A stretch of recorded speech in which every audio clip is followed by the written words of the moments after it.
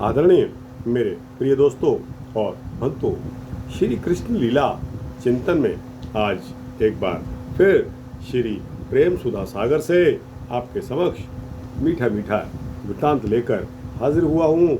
दोस्तों, श्री कृष्ण लीला के अंतर्गत आने वाले यह छोटे छोटे वृत्तांत बहुत ही सुंदर हैं, सुनने योग्य हैं।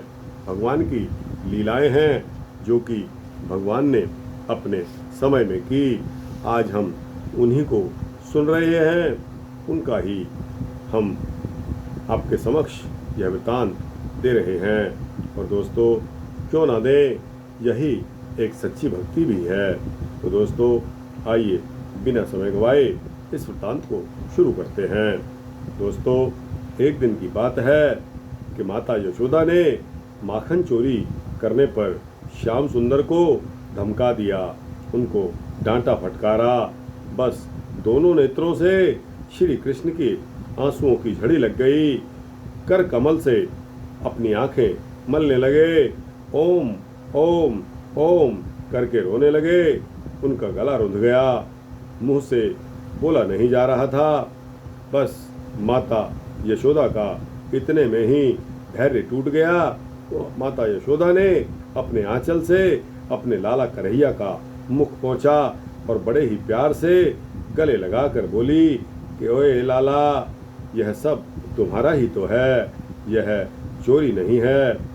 दोस्तों, एक दिन की बात है कि पूर्ण चंद्र की चांदनी से मणिमय आंगन जहां माता यशोदा निवास कर रही थी, वह आंगन चांदनी से धुल गया। यशोदा मैया के साथ गोपियों की गोष्ठी यानी कि बातचीत चल रही थी। वहीं खेलते खेलते श्री कृष्ण की दृष्टि चंद्रमा पर पड़ गई। उन्होंने पीछे से आकर अपनी माता यशोदा का घूंघट उतार दिया और अपने कोमल हाथों से उनकी चोटी को खोलकर खींचने लगे और बार बार उनकी पीठ को थपथपाने लगे कि मैं लूँगा। तोतली जबान से बोले कि जब मैया की समझ में नहीं आई, तब मैया ने उसे सौहार्द दृष्टि से पास बैठी हुई ग्वालिनों की ओर देखा।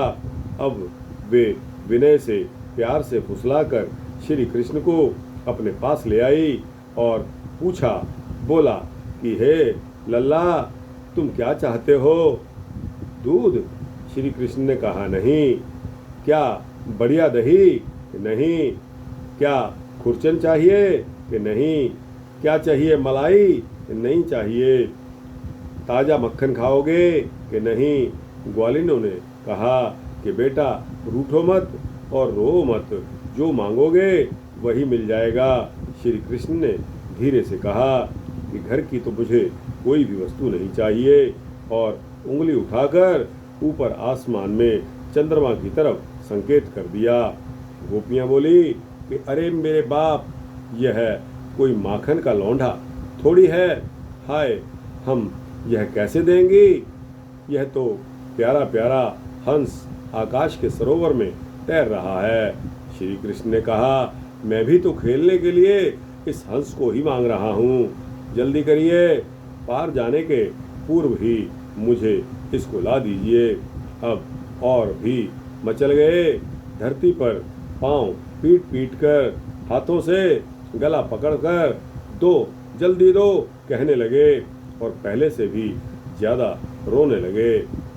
दूसरी गोपियों ने कहा कि बेटा, राम राम, इन्होंने तुमको बहला दिया है। यह राजहंस नहीं है, यह तो आकाश में रहने वाला चंद्रमा है। श्री कृष्ण अब हट कर बैठे कि मुझे तो यही चाहिए, मुझे इसी को ला कर दो। मेरे मन में इसके साथ खेलने की बड़ी ही लालसा है। अभी दो, जल्दी दो। जब बहुत रोने लगे, तब माता यशोदा ने श्री कृष्ण को गोद में उठा लिया और प्यार करते हुए बोली कि हे मेरे प्राण प्रिय, ना ये राजहंस है और ना ही यह चंद्रमा है, यह माखन ही, परंतु तुम्हें देने योग्य नहीं है। देख लो, इसमें काला काला विष लगा हुआ है। इससे बढ़िया होने पर भी इसे कोई नहीं खाता है। इससे बढ़िया होने पर इससे कोई नहीं खाता है। श्री कृष्ण ने कहा कि मैया, हे मैया, इसमें विष कैसे लग गया? बस फिर क्या था, फिर तो बात ही बदल गई। मैया ने श्री कृष्ण को गोद में लेकर मधुर मधुर स्वर से कथा सुनाना शुरू कर दिया और माँ बेटे में प्रश्नोत्तर की एक झड़ी सी लग गई। यशोदा बोलती हैं कि लाला, एक क्षीर सागर है। श्री कृष्ण कहता है, मैया वो कैसा है? यशोदा जी ने बताया कि बेटा, ये जो तुम दूध देख रहे हो, इसी का एक समुद्र है।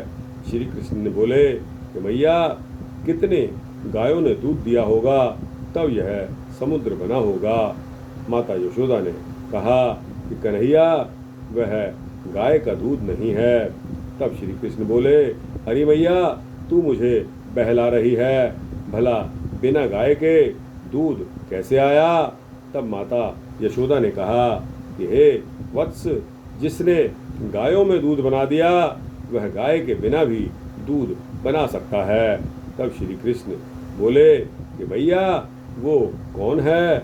माता यशोदा बोली कि वो भगवान है, परंतु अब उनके पास कोई जा नहीं सकता या गा कार रहित है। श्री कृष्ण ने कहा कि अच्छा ठीक है माता, आगे कहो। तब यशोदा जी बोली कि एक बार देवता और दैत्यों का युद्ध हो गया। असुरों को मोहित करने के लिए भगवान ने क्षीर सागर को मथने का संकल्प ले लिया। मंदराचल पर्वत की रई बना डाली और वासुकी नाग को रस्सी बनाकर एक ओर देवताओं को खड़ा कर दिया और दूसरी ओर दानव को खड़ा कर दिया। श्री कृष्ण ने कहा कि जैसे गोपियां दही मथती हैं, वैसे ही न मैया? माता यशोदा ने कहा कि हाँ बेटा, उसी से कालकूट नाम का विष पैदा हो गया। श्री कृष्ण ने कहा कि मैया, विष तो सांपों में होता है, दूध में कैसे निकला? तब माता यशोदा ने कहा कि बेटा, जब शंकर भगवान ने वही विष पी लिया, तब उसकी जो हुइयां धरती पर गिरी, उन्हें पीकर सांप विषधर हो गए। सो बेटा, भगवान की ऐसी ही कोई लीला है जिससे दूध में से विष निकला। श्री कृष्ण कहते हैं कि अच्छा भैया, यह तो ठीक है। तब यशोदा ने कहा कि बेटा, चंद्रमा की ओर दिखाकर, यह मक्खन भी उसी से निकला है, इसलिए थोड़ा सा विष इसमें भी लग गया है। देखो देखो, इसी को लोग कलंक कहते हैं। सो मेरे प्राण, तुम घर का ही मक्खन खाओ। कथा सुनते सुनते श्याम सुंदर की आंखें नींद से भर गई और मैया ने उनको पलंग पर डाल दिया और बड़ी ही मुश्किल से उन्होंने अपना पीछा छुड़वा लिया। दोस्तों, माँ तो आखिर माँ ही होती है ना। ममता अपनी जगह है। और दोस्तों, बालक कितने प्रश्न करेगा, आखिर थक जाएगा और सो जाएगा।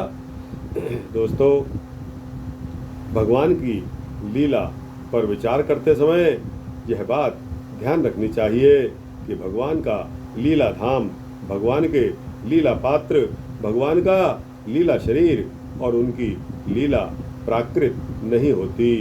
भगवान में देही का भेद नहीं है। महाभारत में बताया गया है कि परमात्मा का शरीर भूत समुदाय से बना हुआ नहीं होता, भूत समुदाय से बना हुआ नहीं होता।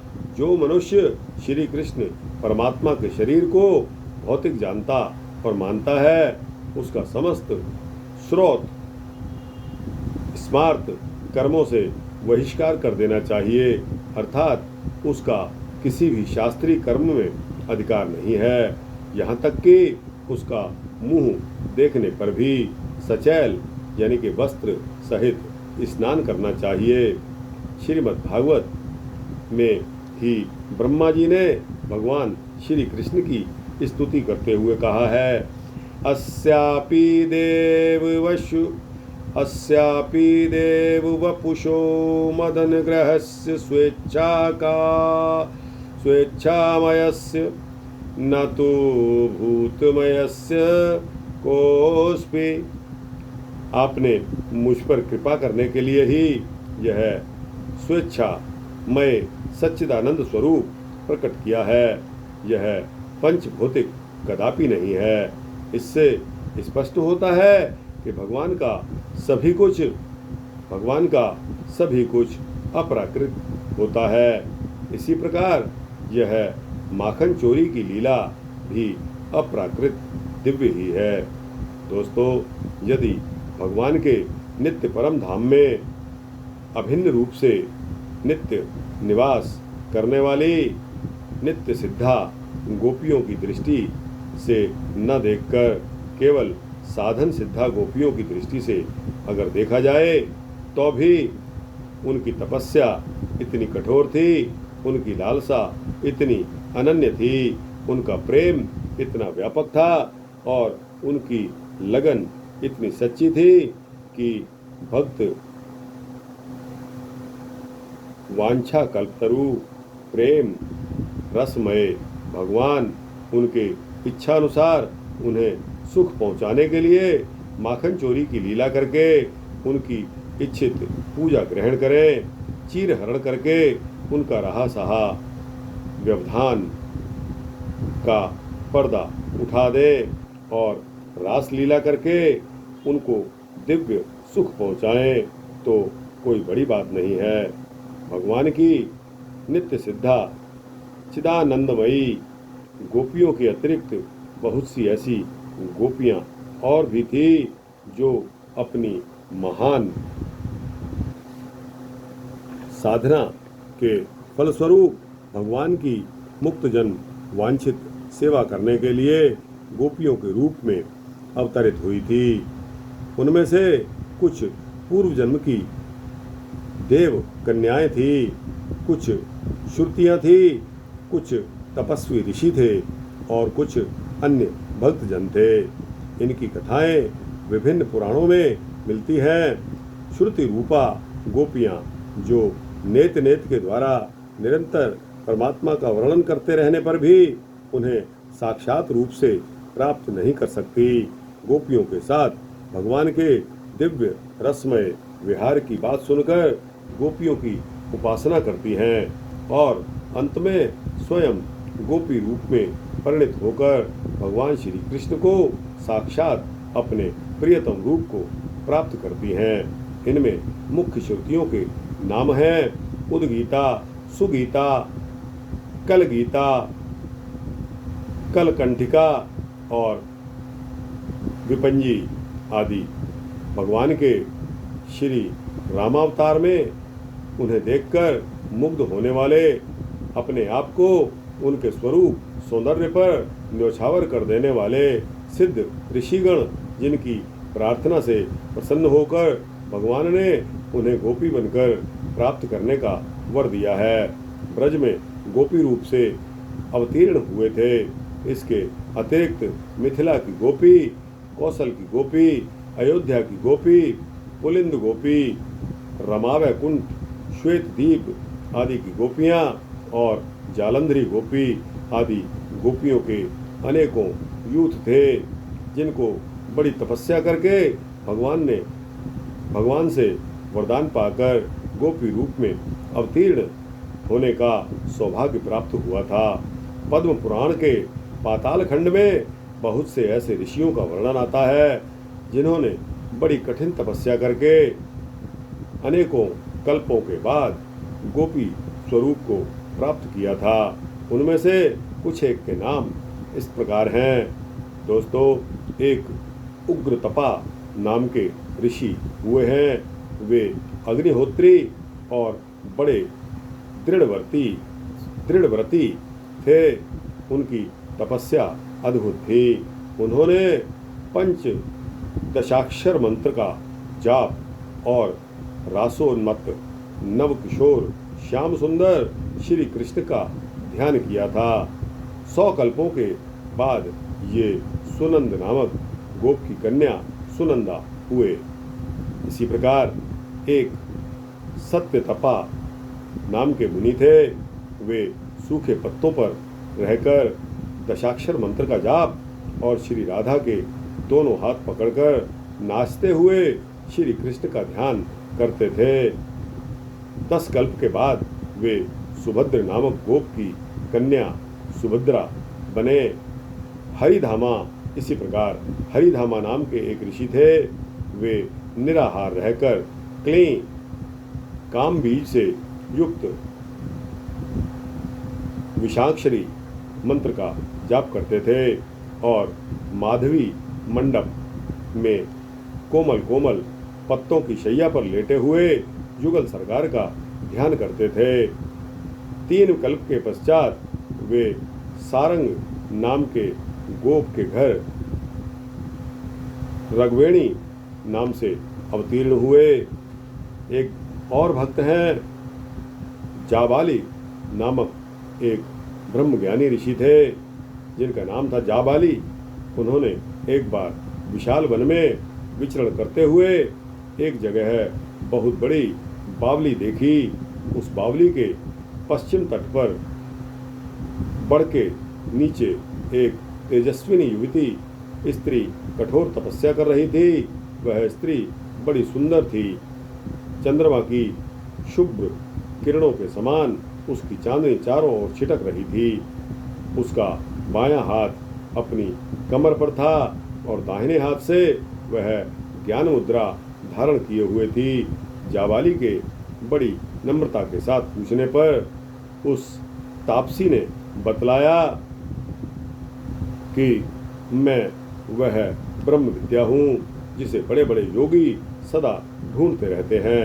मैं श्री कृष्ण के चरण कमलों की प्राप्ति के लिए इस घोर वन में उन पुरुषोत्तम का ध्यान करती हुई दीर्घ काल से तपस्या कर रही हूँ।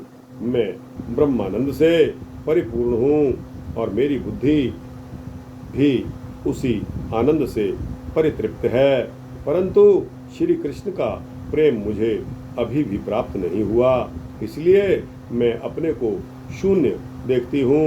ब्रह्मज्ञानी जाबाली ने उसके चरणों पर गिरकर दीक्षा ली और फिर ब्रज वीथियों में विहार करने वाले भगवान का ध्यान करते हुए वे एक पैर से खड़े होकर कठोर तपस्या में लग गए। 9 कल्पों के पश्चात प्रवंड नामक गोप के घर वे चित्रगंधा के नाम से आकर प्रकट हुए। इसी प्रकार दोस्तों, कुशध्वज नामक ब्रह्मर्षि के पुत्र शुचि श्रवा और सुवर्ण देवतत्वज्ञ थे। उन्होंने शीर्षासन करके हंस मंत्र का जाप करते हुए और सुंदर कंदर्प तुल गोकुलवासी 10 वर्ष की उम्र के भगवान श्री कृष्ण का ध्यान करते हुए घोर तपस्या में लग गए और कल्प के बाद वे ब्रज के सुधीर नामक गोप के घर उत्पन्न हुए। इसी प्रकार और भी बहुत सी गोपियां के पूर्व जन्म की कथाएं मिलती हैं। विस्तार भय से उनका सबका उल्लेख यहाँ नहीं किया गया। भगवान के लिए इतनी तपस्या करके, इतनी लगन के साथ कल्पों तक साधना करके जिन त्यागी भगवत प्रेमियों ने गोपियों का तन मन प्राप्त किया था, उनकी अभिलाषा पूर्ण करने के लिए उन्हें आनंद दान देने के लिए यदि भगवान उनकी मनचाही लीला करते हैं तो इसमें आश्चर्य और अनाचार की कौन सी बात है। रास लीला के प्रसंग में स्वयं भगवान ने गोपियों से कहा है, ना पारये हम निर्वध्य संयुजाम स्वसाधुकृत्यं विबुधायुजापि वह या मां भजन् दुर्जर्गेह श्रृंखला सर्वृश्य तद्वह प्रतियातु साधुना। यह 10वें अध्याय में आया है। गोपियों, तुमने लोक और परलोक सारे बंधनों को काटकर मुझसे निष्कपट प्रेम किया है। यदि मैं तुम में से प्रत्येक के लिए अलग अलग अनंत काल तक जीवन धारण करके तुम्हारे प्रेम का बदला चुकाना चाहूँ तो भी नहीं चुका सकता। देखो दोस्तों और भक्तों, यहाँ भगवान ने भी आकर अपनी मजबूरी जाहिर कर दी। भगवान आगे कहते हैं कि मैं तुम्हारा ऋणी हूँ और तुम्हारा ऋणी ही रहूँगा। तुम मुझे अपने साधु स्वभाव से ऋण रहित मानकर और भी ऋणी बना दो, यही उत्तम है। सर्वलोक महेश्वर भगवान श्री कृष्ण स्वयं जिन महाभागा गोपियों के ऋणी रहना चाहते हैं, उनकी इच्छा होने से पूर्व ही भगवान पूर्ण कर दें, यह तो स्वाभाविक ही है। तो दोस्तों, यह वृतांत यहाँ समाप्त करते हैं। श्री कृष्ण चिंतन के बारे में आगे बहुत कुछ है जो कि सुनने और सोचने लायक है। तो दोस्तों, आपसे विनती है कि अगर यह वृतांत पसंद आया हो तो इसको लाइक और शेयर करते हुए अपने दोस्तों, भक्तों, मित्रों, जिज्ञासुओं तक पहुँचाना। कमेंट सेक्शन में जाकर अपने कमेंट्स अवश्य देना। और दोस्तों, इस चैनल को सब्सक्राइब कर देंगे तो आपको इसी तरह के सूक्ष्म भक्ति वृतांत मिलते रहेंगे। जय मात यशोदा की, जय श्री कृष्ण, जय गोपियों की और जय उन सभी साधु महंतों संतों की जिन्होंने आकर भगवान के लिए अपनी सेवाएं अर्पित की। जय श्री राधे, जय श्री कृष्णा।